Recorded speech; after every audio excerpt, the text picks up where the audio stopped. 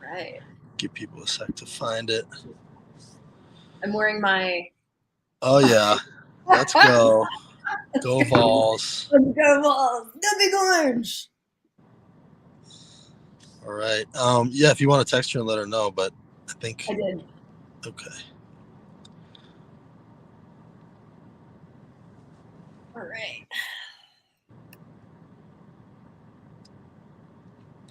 All right, we can just start gabbing. People will join. I see people starting to join. Welcome, welcome, welcome. It's primary night in Tennessee. What's the? I forget the announcer for Neyland Stadium. Yeah. Forget what the. It's football time in Tennessee. Woohoo! Yeah, anyways. Well, now you're basically a field reporter for the Holler right now. I know that's what I'm doing tonight. Basically, going to various watch parties and going to try to bring the people the news. Hopefully, be there for some nice moments. Well, as I told you, you are able. You should take a day off one day. I know the news is great, but you deserve. If anyone, you deserve to take a day off. So. Well, I do appreciate that. As people come in, they should know we're just doing an election night special tonight. We're going to talk about various races. Aftyn's going to guide us through what's going on in the state. Everybody knows we're tnholler.com and hollers all over the state. And so, keep an eye on the hollers that are hollering locally about the local races. And that's a good way to stay in touch with what's going on there. Aftyn, tell us, what races are we focused on tonight? Well, we've got a bunch of primaries. Well, first, let me ask you just what do you think is the feeling right now? Like, how are folks feeling across the state? Like, do you think people know there's an election? It doesn't. Well, that's a good question. I mean, we haven't really had the early vote turnout we wanted. I think that's generally been a disappointment, but then people saw what happened in Kansas, and maybe that's going to light a fire under some people. I think the number, from what I've heard, there's certain counties that are doing pretty good. Like Knox County, I think, is doing pretty well as far as the turnout goes. And I think Republican primary turnout is fairly depressed. Really? So, they're not doing the numbers that they usually do. So, who knows what can happen, but there are definitely a few races that I think people are most focused on. I'm really interested to see, especially what happens in this governor's primary, where there's definitely a few good candidates, and and then tell us about what else is out there. Okay, great. So Tami just said she's hopping on. Just got home from voting. Oh, can't wait to hear her story. Yeah, so I guess let's jump into the gubernatorial primary, and we'll give the lay of the land before Tami hops on. So competitive primary on the Democratic side, we've had Jason Martin, physician from Nashville. Jason Ogles is out. Oh yeah, we'll have to dig into that race for sure. A personal favorite of Kanew and I. Yes. So yeah, and Carnita Atwater and Smiley from Memphis. And so Tami Sawyer, who's about to hop on, will give us kind of the Memphis rundown for Smiley, but they've both been campaigning really hard. Raising lots of money. I was, despite it being a bit, the general, obviously defeating an incumbent feels insurmountable. But they've been campaigning really hard, and I've been really impressed. What about you? Yeah, they've both been working really hard. Two very different sort of, energies, but they see the issues pretty much the same way on most things. They both have it out for Bill Lee, which I appreciate. And, I also appreciate that they've been really, going at it in a gentlemanly way. It hasn't gotten dirty at all. They haven't thrown any mud at each other. I think all three of them will be, eager to support whoever comes out of this race. So, I think it's going to be great to have one of these guys leading the charge to unseat Bill Lee, and Bill Lee has given them a lot to work with. I think this teachers attack and the attack on public schools crosses party lines. I think it's a real vulnerability for him. I think if it had happened 3 months ago, Governor Lee would have had a serious primary over this issue alone. So I hope whoever comes out of the Democratic side of this focuses on that, pulls no punches, and just really beats that into the ground and tells people, look, you cannot support Governor Lee and support public education. You can't do it. And I'm excited. I really want to see in this moment, especially this election, teachers across the state, they have so much agency in this moment to organize and rally and protest. And, I was at the Kentucky legislature when they barred the door. Like they basically were outside of the chamber, the House chamber, and refused to let any of the legislators go until they didn't, they vetoed this bill. So there was just so much, noise, and it was spectacular. And I've never seen anything like that in Tennessee. So I'm really hoping this is a rallying cry for teachers across the state. Yeah. And, they can vilify the idea of whatever, librarians, groomers, whatever they try to vilify. But at the end of the day, people really like their specific teachers of their kids, their specific librarians, their specific schools usually. So, I think it's really important to remind people, put a face on these issues, humanize these issues. And there's Tami. Tami! What up? Can you hear us? We can see you. I can see half of you. Let's try. Is that better? Oh, that's better. Oh, there she is. Yes. Can you hear us? She's in and out. Okay. Well, Lucas says, "Hey, Tami." But anyway, while she's figuring that out, I'm just saying, people need to put a face on this issue and not let it go ever. Yes. We can't hear you, Tami. Oh, there we go. Hey. You can't hear me? Yeah, there now we we can. So okay. Tami, give us the we just kind of laid the landscape of the gubernatorial primary. So what do you smileys from you? Oh, hello, Jennifer. Yes. Smileys in your neck of the woods. Like what are you feeling in Memphis? You just went to vote? Yeah, thanks for having me, y'all. Sorry, I'm just hopping on. I went to the polls, thought I could get in and out at 5:30. So that's exciting because the lines are long. I've been out there most of the afternoon, and there was a little lull around 3 o'clock. We're picking up, that after work rush is good to see. I've seen a lot of people with a lot of ballots. The ballot is really confusing here in West Tennessee. So I think that's going to be something, it's taking people a long time to get through the actual voting process because of how many candidates, plus all of the retain replace judges. And a lot of people don't understand that. Yeah. For me, I probably got through it in about 5 minutes. And I would consider myself a SME, subject matter expert, right? So I knew exactly who I was looking for and what I was picking. So it didn't take me long. I think the longest person I saw in line that I walked in, and a woman that I walked in and waited 15 minutes to start was still there when I left. So people are taking. Tami, what was your strategy with the judges stuff? Because I was a little overwhelmed by that. So I actually could not decide at first if I was going to just do all replace. At first, my what I did. No, I was like, F it. Like, I don't like none of these governors. Ain't no governor in Tennessee history I've really rocked with. Replace them all. But I was talking to a friend. She's kind of a moderate Dem white woman. And she was like, yeah, but if we replace them all, Lee gets to replace them. And I was like, ding, ding, ding. So I went all retain. Whoa, that's a flip. Wow. I went all retain because I did not want to give Bill Lee any power. Well, right. That's the problem. That's the problem. It's like, if you replace them, who gets to replace them, Right. And it only gets worse right now. I mean, everyone's doubling down on like, how shitty can I be, right? So like, can you imagine what Bill Lee would be able to appoint right now? So I was just like, let's just, it's kind of the devil, I was like, let's just stick with whoever these folks are and not Bill Lee that opportunity. Plus, I just don't think enough people would vote to replace right now. So it was just kind of like, right. I just flew through that section. But yeah, governor's race, it's quiet. It's really, it's unfortunate to me how quiet it is. There is an opportunity. Steve Mulroy has gotten this national attention around the DA's race, and so that's helping the Shelby County turn out. But really, I wish that national eyes had been on this governor's race, an opportunity to flip the governorship of Tennessee, either getting behind JB or getting behind Dr. Martin, who I support. It's not too late, right? it's not too late, but I feel like they could have gotten engaged earlier, because if there's no excitement behind the gubernatorial race now, ramping up to August after a May primary, August general primary, and then we've got people to turn back out in 2.5, 3 months.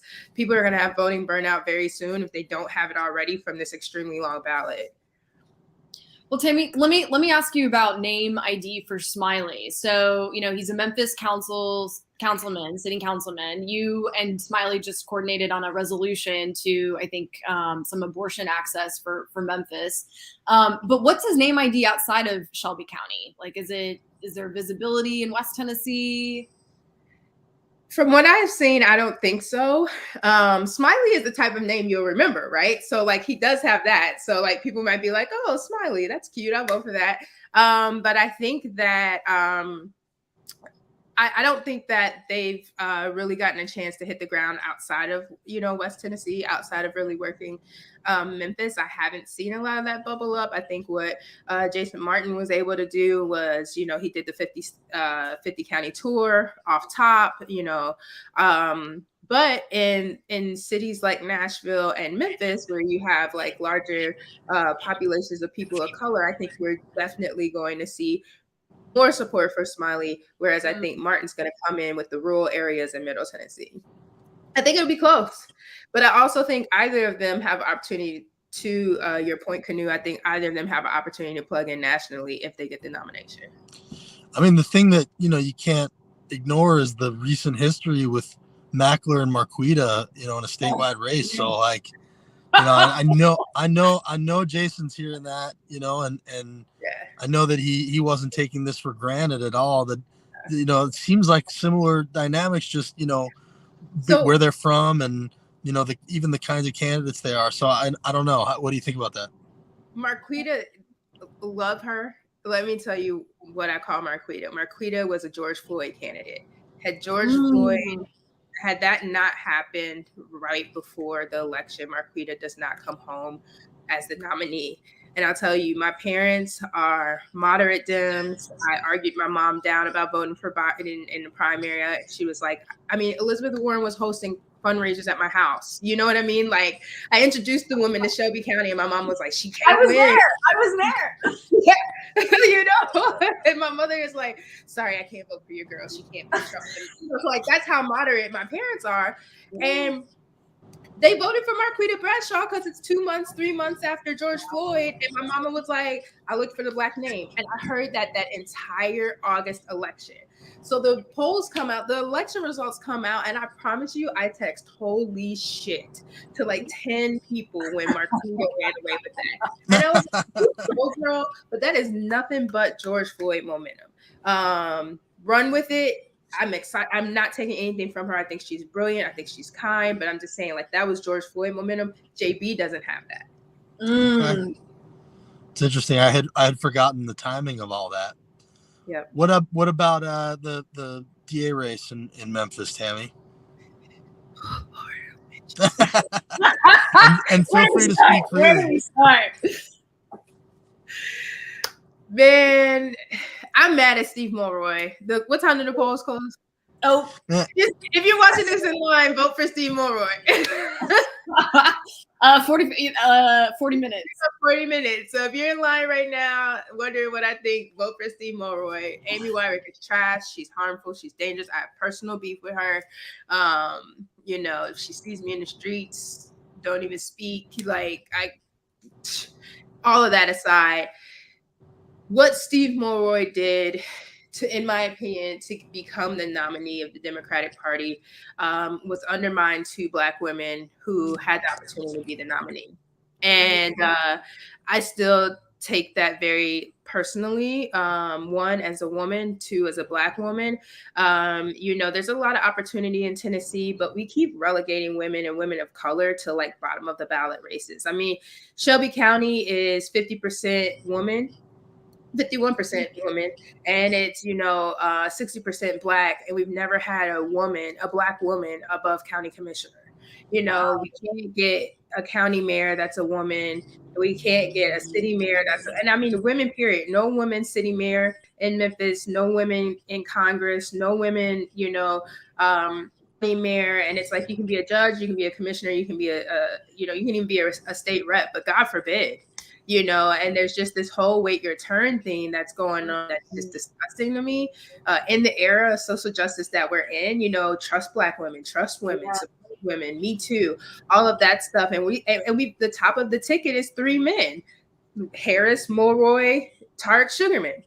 Great guys at the end of the day. And also it just speaks to this glaring misrepresentation that in a county that is majority woman, majority Black woman, we can't see Black women at the top of these ballots. It's time for something like that to change. Mulroy pulls it out tonight. I just actually said to a friend, he either wins by a little bit or he loses spectacularly. Like the Republicans I looked at the numbers in week 1. The Republicans were, I don't know if y'all remember, I tweeted like day 2 or 3, the Republicans were tit for tat with the Dems, and they're only 30-40% of the population, but they were voting, like their turnout numbers percentage wise were higher in that first week than the Dems, you know. And so the Republicans are voting, and so they're voting because they want Amy Wyrick. They're not voting for the rest of their ticket is slaw, but they're trying to keep Wyrick in, and so their turnout's going to be high. Wow. And the hope is going to be that enough people don't then go choose Amy from the Dem side. She's got some Black churches under her belt, and that's going to be interesting to see how many people cross party lines. Well, I wanted to flag that. So turnout overall across the state is down 24% for the primary, but in Shelby County, it's actually superseded 2018 numbers. So, and as you're saying, I think it's this competitive DA's race. And I just want to highlight the work of a few groups on the ground that have been busting their butts, hustling to try to make things happen. Turk Votes, they contacted nearly 70,000 immigrant voters statewide. And for the Memphis DA's race, contacted 35,000 pro-immigrant voters via doors, mails, and text. And then Memphis for All and their work with the Shelby County Voting Alliance, they organized and funded 12 early voting parties at early voting sites. And they've been really working hard in this race. So this is, as Tami indicated, it's been in the national spotlight. And, you know, we'll see if Mulroy pulls it off. Yeah, I think he can. Again, I had to eat crow about Marquita, you know, so if Mulroy, you know, this morning one of the first texts I got was from Common saying, peace, gods, vote for. You say Common? Yeah, they had Common did a robo text to Shelby County. How much of an impact do you think those celebrity endorsements have? Hey, I'm one of the most highly endorsed candidates in Shelby County. It has very little impact. You say little? Yeah. Interesting. Okay. So let me, and the reason I tell you that is because people have studied it. Yeah, that's what I'm wondering. Yeah, I was the most endorsed candidate going into the 2019 mayoral race. I was the most endorsed candidate, period. And in 2018, I had more endorsements in 2018 than Mayor Harris had running as mayor. We were pretty much like, you know, in the same place. Depending on, there's a sector of voters, you know, engaged, like the three of us, younger, who are going to look at those type of things. I think with what our voting base is right now. Did you just call me younger? Yeah, you're younger than the average voter. Like, I appreciated it. I just want to make sure I was included in that. We're not, you know, like the average voter in Shelby County is like a 65-year-old Black grandma, and you're younger than that. All right, thank you. I'll take it. Well, let's think that. Oh, sorry. Go ahead, Tami. No, I was just saying, like, the Common thing is cool. I just don't know how many people like hopped out of bed to go vote because Common sent them a text this morning. It was funny though. It's like, peace. Vote for Steve Mulroy. Okay, well, let's move to the congressional races. So once again, Steve Cohen. I don't know if he has a primary, but you know he seems untouchable at this point. So we're seeing downtrodden voters in Nashville, and it's absolutely no surprise to any of us because they cut up our district. And so, Justin, do you want to mention anything about the CD5 Republican primary besides Beth Harwell really looking awkward in her wall commercials? Well, I mean, I did appreciate that finally the Tennessean wrote like a article bad-mouthing the race, calling it a race to the bottom, rather than, making it seem like it was a bunch of reasonable people. It's been a disaster. Like, we knew it was going to be a circus, and it really has lived up to it. It's hard to forget all the Robbie Starbuck stuff and the Morgan Ortega stuff, and Trump coming in and endorsing a woman that didn't even know where I-40 was, and then and then they had this primary. They only had a few debates with all of them, and one was in Murray County. It was 9 of them on the stage, not Robbie, who's doing a write-in campaign now, and everybody was expecting or telling us that Harwell was going to be the moderate choice. She dove into the dumpster with all of them. She pandered to the people in the room. The election was stolen, abolished the Harwell said the election was stolen? Oh yeah, absolutely. Wow. The abolish the Department of Education, everything any of them said, she said. So there was no moderate in that race. I don't know who's going to come out of there, but there's only one adult choice in that entire race, and it's Heidi Campbell, and that's it. All right. Well, and then in CD6, so I'm currently now in Congressional District 6, represented by John Rose. And we have a Democratic primary, Clay Faircloth, who is a pastor, and Randall Cooper, who I don't know a lot about, but perhaps I saw a few signs in East Nashville indicating support for him. So it'll be interesting to see who gets to go after John Rose in this new congressional district that ranges from East Nashville to Cookville. Yeah, they both those guys. I mean, I've never met either of them.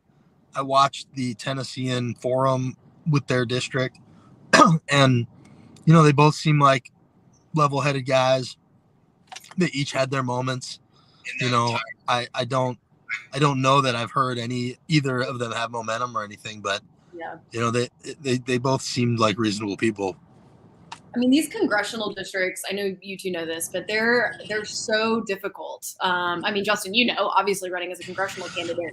I do know, and it seems like the one that, it seems like, I guess the 6th might be the toughest actually, numbers wise. But the one thing that I think Heidi's hanging her hat on, and, it's a pretty, I think it's a significant number, is apparently District 5, if you go back to Blackburn and Bredesen and add up all the counties and precincts in District 5 from that race, the current District 5, it was 50-50.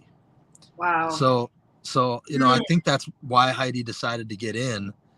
And, depending on turnout and how fired up people are, I feel like there's a possibility. I'm pretty sure she's rooting for Ogles to come out of the, that side, although that's always playing with fire, but I don't know that Harwell's really that much more moderate. So, I think she thinks Ogles would be easier to beat. Ogles has been a nightmare of a candidate, lying his butt off about his money. He just stood in a meet and greet and called himself a police officer, which came as a big surprise. Like Herschel Walker. Yeah, it was straight up that. It was He like, just decided he was a police officer? Yeah, he said, I was a police officer. My granddad was a police officer. And it was like record scratch. Like everybody in Murray County was like, wait, what did he just say? And so, we asked everybody who's known. I mean, it's not like he's come out of nowhere. People know this guy. Apparently what he was referring to, he was like a reserve deputy in Williamson County briefly, which is like, bring your own uniform. You don't get paid. Like, it's certainly not something you should be up there being like, I was a police officer, and not explaining what you mean. And then he also in the same breath was like, yeah, I was law enforcement. I was like fighting international sex crimes, which apparently he like was involved with a nonprofit that trained people. I mean, it was just totally him bragging about stuff he didn't do. And we posted the video of it, but the guy's a mess. He's racist, like been mocking Asian people, called the pandemic fake. He's a real nightmare of a guy. So, In that way, I feel like Harwell is a probably more reasonable person, but policy-wise, I don't know there's going to be a whole lot of daylight between them. Well, before we move on, and I just want to say, I think Harwell is so emblematic of the divorce from reality of the Republican Party. I think like if she had run to the center right, I think there would be some Republicans saying, oh, there are some normal Republicans in Tennessee, and that's just not true anymore. Like it's just not true. It's not true, and also like she would have gotten her butt kicked. Like they're not there for that. They're not there for that. And the number one issue for them, the only issue that matters, is that you say the election was stolen. Yeah. That's it. Like if you're not willing to say the election was stolen, nothing else matters. You might as well just go home. So wild. All right. Well, let's move on from Congress to state legislative primaries. So, Tami, what's going on in West Tennessee, Memphis? Are there any primaries that you're following? Yeah, wanting to see what happens with Tory Harris. Just ran into him, took him some Starbucks. Really rooting for him. After the legislature chopped up West Tennessee's state representative districts. As you know, Tory lost his district. It was combined with now Senator London Lamar, so he has to run, not really as an incumbent, but kind of as an incumbent in this new district.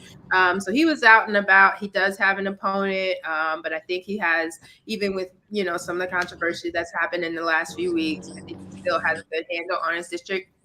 It has been great at constituent services. So I'm looking to see Tory pull that out. London Lamar was appointed by the county commission, and after her appointment, she does have opponents for this state Senate seat that we appointed her to. So, hopefully she comes out good today. I think she should. I think most of the other state reps coming out of West Tennessee are doing okay. Dwayne Thompson has no opposition. He's now my state rep after the redrawing. I just want to say, like, the redrawing is wild. Like, Dwayne lives so far from me.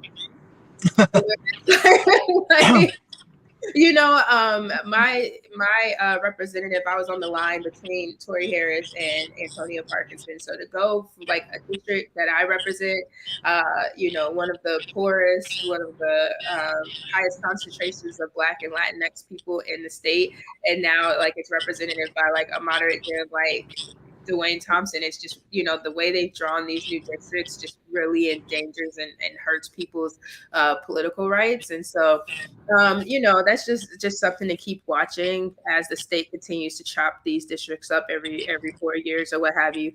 But yeah, really, I think all eyes are to see if Tory and London pull these seats out. Ron Mast and others, they're fine.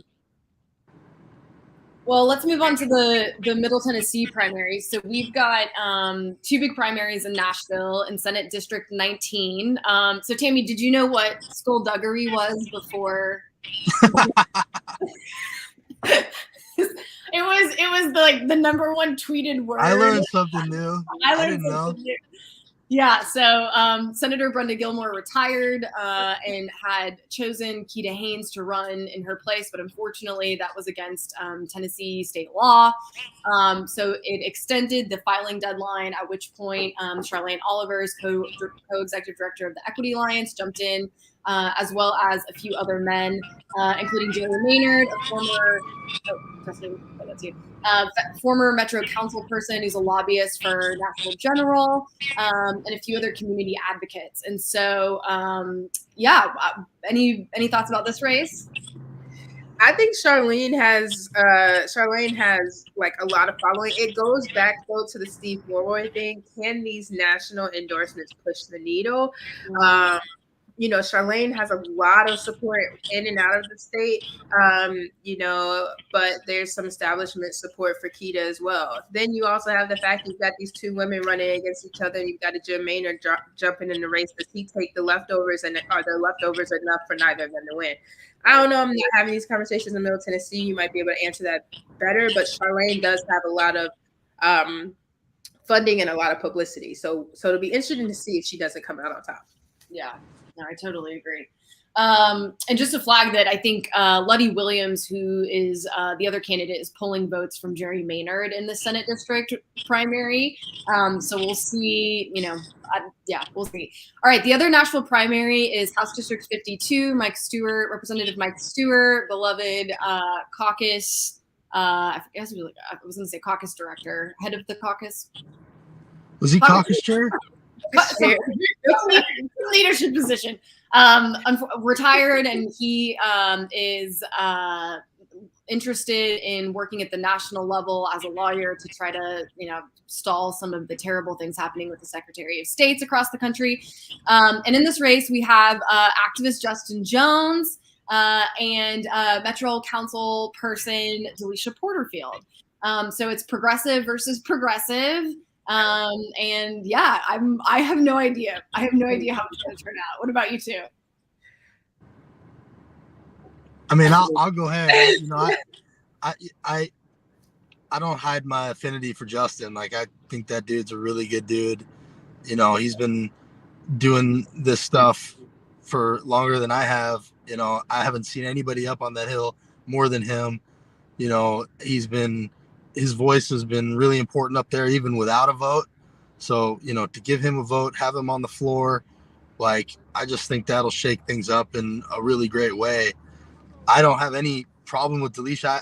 I don't know her that well. I met her, once or twice. So it's really not about her for me. It's just about, I just know the guy really well, and I know his heart, and I know that all the right people are nervous he might win. So, I'm hopeful. Yeah, I think either of them being in office is a good thing. Delisha's a friend. I know her. I think she would be great. But I also think, to your point, I almost look at Justin and I spoke when he announced, and it's almost like, when I ran for when I ran for county commission, and the right people were worried about me getting a legitimate voice. Yeah. And not that your voice as an activist is not legitimate, but once you have to, I once told Jim Strickland, okay, but you're going to have to call me, we're going to be colleagues. Yeah. Just so you know, and so now these folks who once had Justin dragged out of, the Capitol building, we're throwing his stuff off of, the plaza, people who were calling him, a reverse racist, or saying he's nothing but a loud troublemaker. We'll have to, address him with credentials, and he's going to have his equal time to speak. They can't close the doors on him. They can't kick him off the floor. And so I think that's always, like, for me, it's like effing reparations. I love it. That's right. Absolutely. And, look, I'm not saying that the Democrats up there haven't been able to get stuff done here and there. They might be able to here and there, but you can't. If you ask anybody in Tennessee, like, what bills have Democrats passed, they're not going to be able to tell you, really, because it's not like they're up there passing Medicaid expansion and passing these, because anything good is getting blocked by Republicans. So the idea that we need someone who's going to, like, play nice and make deals, like, that's not how I see it. We need somebody who's up there telling it like it is, fighting for the people, showing people what's really going on up there. And, that's Justin and Charlene, frankly. So, I just think just their presence alone would be really important to have up there, independent of anything they accomplish. Justin, if I can just say real quick that, like, 100. If we were on Twitter, I would give it at 100. Because I think that it is a waste of time for people to get elected to the state and be up there talking about, oh, I'm bipartisan, I work with both sides, I get stuff. You don't get shit done. Hurts my heart. You use that. Look, when I ran for state rep, I said, I'm going to go up there, and if I do nothing else, I'm going to end every speech with, and Black Lives Matter. That's right. You did do that. Was that I was going to be up there in the state talking about, and Black Lives Matter. That's right. Because what people were going to remember was not that I got, a pin from Bill Lee because I was a non-controversial Negro, right? Who cares? I'm not getting shit done. Like, the Dems have such a woeful minority up there, kick in the door, make some noise. You're not getting nothing but maybe some nice suits and a couple lobbyist invitations when you play nice. So like, why get elected? I mean, look at you and I think Justin were part or spearheaded the two biggest steps forward for our state, that I can think of, which are those statues coming down. Yeah. What's more healing? What happened in this state that's more healing than the statue in Memphis and the statue in that Capitol getting removed? Like, I remember that. You guys spearheaded those things. Those things matter a lot more to me than whatever coloring around the edges they're doing on some of these bills. And I'm not minimizing legislating. I think it does need to happen, but Justin's not up there. Yes, he got a little carried away that one time, but for the most part, I see him up there talking to them, making salient points, and to have that on camera every day, it will school this state in a really important way. Absolutely. Well, and then in East Tennessee, I just want to mention House District 18, Eddie Manis's former House district. And for those of you who don't remember, Eddie Manis retired after one bout of session because of the Republican caucus being too homophobic. Eddie Manis is an out gay man in Knoxville. And so there's a Republican primary in House District 18 between Janet Testerman, and I forget who the other person is, but it's also a race to the bottom as to who will come out of that. Greg Kaplan is the Democratic candidate. He's a college professor, and so he doesn't have a primary, but just to say, Elaine Davis, she's a former Knox County commissioner, former vice chair of the Knox County Republican Party. And Janet Testerman is a member at large of the Knoxville City Council. So two kind of establishment Republicans going head to head. So we'll see who picks that up. Okay, I think we're moving on to local races. I just wanted to highlight a few. Maybe Tami, you can pick out some of your favorite candidates, the local level in West Tennessee. So I just wanted to highlight that Debbie Halsey is running against Glenn. God, oh my God, the pro wrestler in Knox County. Why is his name? Oh yeah, Glenn Jacobs. Glenn Jacobs, thank you. And she's putting up a really great fight. And so that election is tonight. And so Knox County, if you don't want your county mayor to be a WWE expert, I think that's the only thing he's an expert in is maybe wrestling. Please go out and vote. Debbie's ran a great race. I just also want to highlight some rural races across the state and shout out to our friends at Change Tennessee. They have spent roughly $60,000 this summer and targeted over 100,000 voters for various candidates across the state.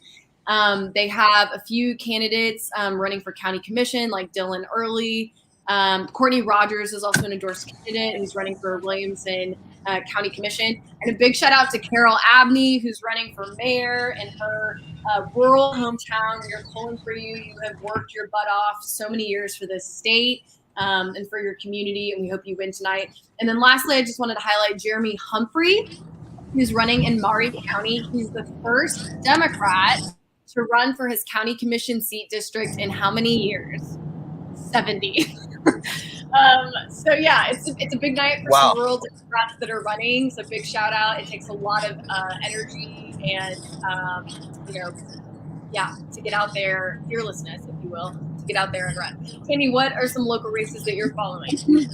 Well, of course, top of the ballot, County Mayor Lee Harris going for his second 4 terms, up again, the most worthless person I know with Morgan. So really, supported Mayor Harris. And, Worth has just run an incredibly racist campaign, putting Black men on TVs, saying that they're responsible for crime. A lot of dog whistles in this campaign, a lot of dog whistles in the DA race.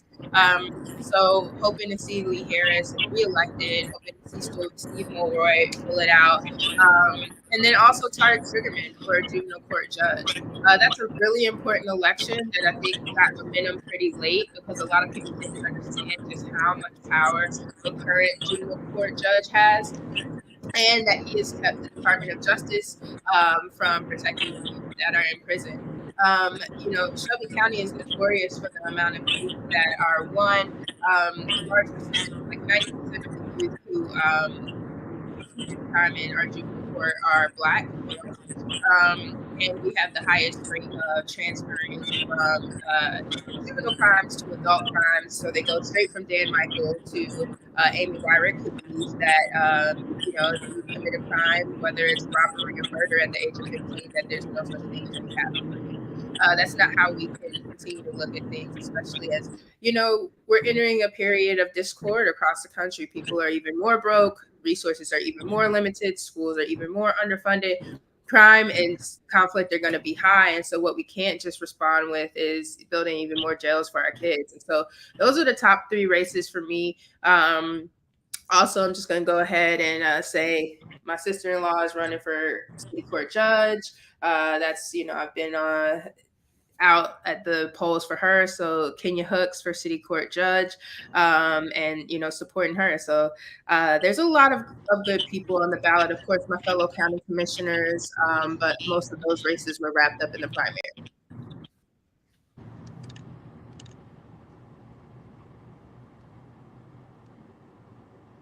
I think you're muted, Aftyn. Oh, sorry. Justin, any local races that you want to highlight? So I started moving because I'm trying to get to Justin's, but there's a bunch of Williamson County stuff. There's an interesting race with Eric Welch, who's a moderate Republican, and Jennifer Hale is the Democrat in the race. And then there's this Moms for Liberty independent named Doc Holliday, who's a problematic guy with a really checkered past. So I'm hoping that people will understand who he really is. And we tried to help with that. Other than that, yeah, I mean, you mentioned Courtney, and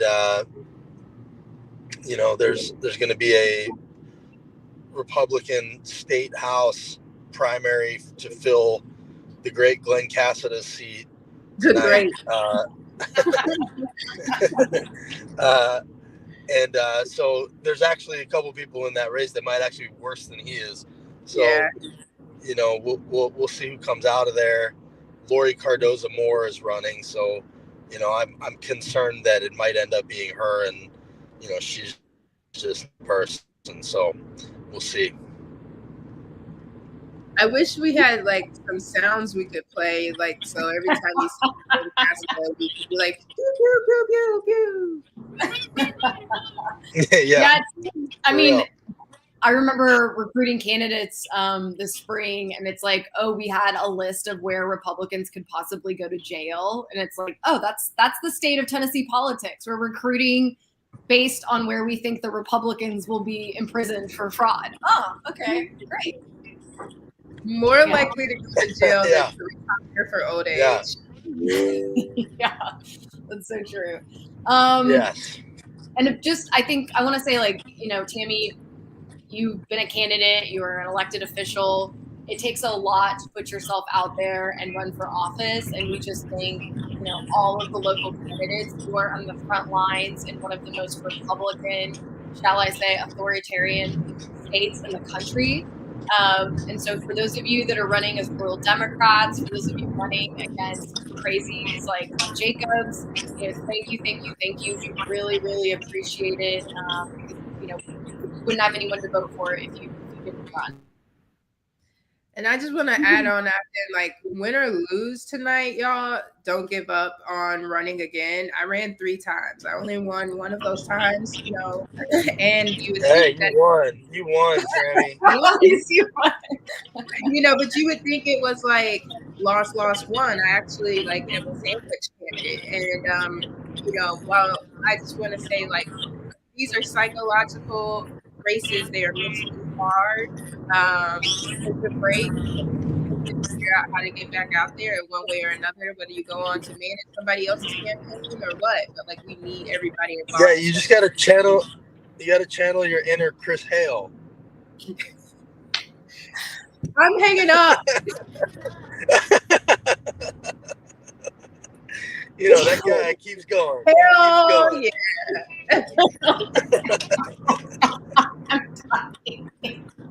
Wow.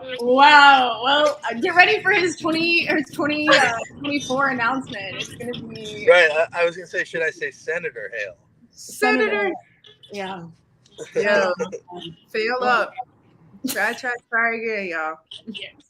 Well, this is really fun. We should do this. I don't want to put because Tammy's very busy, very busy lady. But this has been wonderful. Please follow the Holler, as Justin. There are results that you can follow your local news stations on Twitter, but we'll also be tweeting, and we'll hopefully, we can do this again for the general. Yeah, count me in. Oh, yes. Yes. Yeah, absolutely. Let's do it. And again in between too. Let's do it. This was fun. Yeah, this was fun. All right. Good luck, candidates. Best of luck. Good luck. Yeah, best of luck. All right. Bye, all. All right, take care. Bye. All right, bye, everybody.